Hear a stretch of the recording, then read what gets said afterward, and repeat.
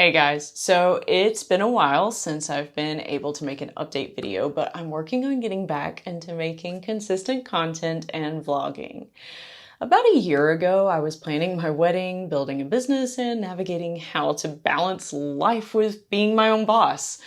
And after the wedding, I decided to add a part-time job to the mix. Then the holidays came, vacations, conferences, the list goes on. And things are finally ramping down after a busy summer and travel throughout the spring.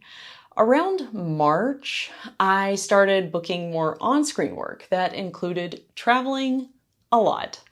I was driving at least once a week to Orlando or Atlanta, sometimes for multiple days. To clarify, a lot was working as a background actor, but sometimes, though, non-speaking commercials.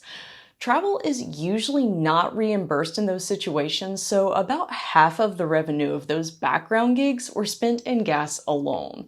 I would plan my trips by cooking and packing food ahead of time in order to avoid literally eating my profits.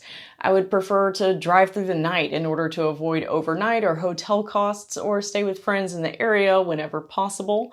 Shout out to Elizabeth and Alfredo. Much love to you guys. I was able to keep this up for about maybe 3 months before realizing I had to raise my rates and what I was willing to work for, how long, and where.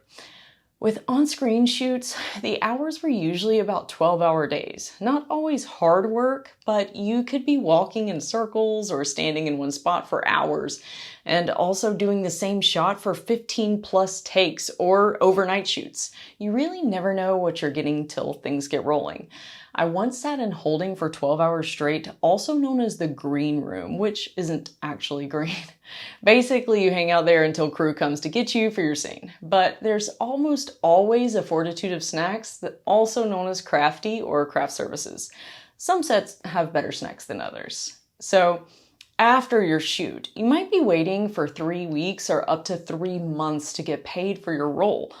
All this to say, keep accurate records of everything you work on. Keep track of how much you need to set aside for taxes if your check isn't already taxed. Most big productions are, though.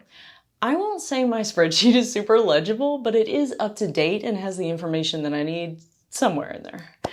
Since getting married, I have joint bank accounts with my husband, which can make budgeting super fun.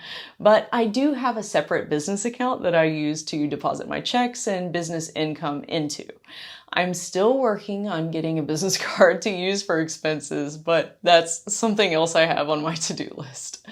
I'm currently in the process of business planning for the upcoming year. This year, my only goal was to profit, which does seem to be going well thus far. But upcoming goals and plans are, in no particular order, to produce a new demo. This requires deciding what genre I want the new demo to be, which also will require me to hire a producer to work on with it, which can make a big difference as to who you would hire based on what genre I want to use to get my next demo in. And set up a new and larger studio. I have a room cleared for me to start building and treating for my new studio. I'm just trying to navigate if it would be more effective long term to just treat the entire room I'll be using, or if I should build a studio inside the room. Obviously, you have a lot more control if you build inside the room. Lots of things here to consider. Get better data tracking in order to make adjustments. So I need to create or download a system to track CAC and LTV metrics to know what is basically working and what isn't, so that I can adjust based on simple but not easy metrics. Grow enough to justify hiring an assistant. This seems pretty self-explanatory. Have an updated CRM platform that I would actually use. Create and run ads, create more content more consistently, get on more audition platforms and on more agent rosters for more audition opportunities. I do try to post as many projects as I can that I'm given footage from, but this isn't always easy to come by. You often have to hassle production teams to get footage and hope you can find it on YouTube eventually.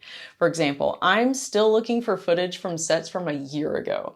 However, feel free to check out these clips I have been able to track down of past projects I've worked on. And of course, if you're interested in working together or collaborating, don't hesitate to send me a message. I'll be happy to chat about your project and see what you got going on. Thank you so much for watching. Don't forget to like, share, subscribe, and comment. You know the drill. Until next time, toodles.